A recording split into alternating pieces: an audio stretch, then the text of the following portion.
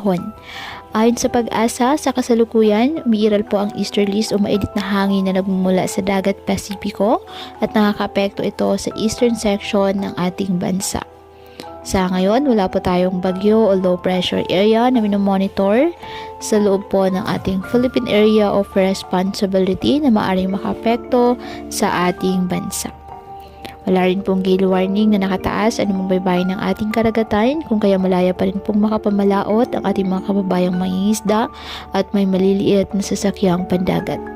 Ngayong araw, dahil po sa easterlies at localized thunderstorms, asahan ng bahagyang maulap hanggang sa maulap na halangitan with isolated rain showers or thunderstorms sa Metro Manila at sa nalalabing bahagi pa ng ating bansa.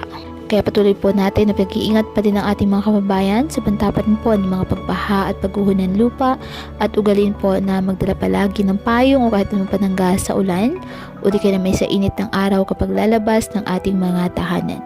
At yan po muna ang update sa lagay ng panahon ngayong araw. Muli, patuloy po tayo na mag-ingat at palaging tandaan, God loves you. Stay safe and God bless.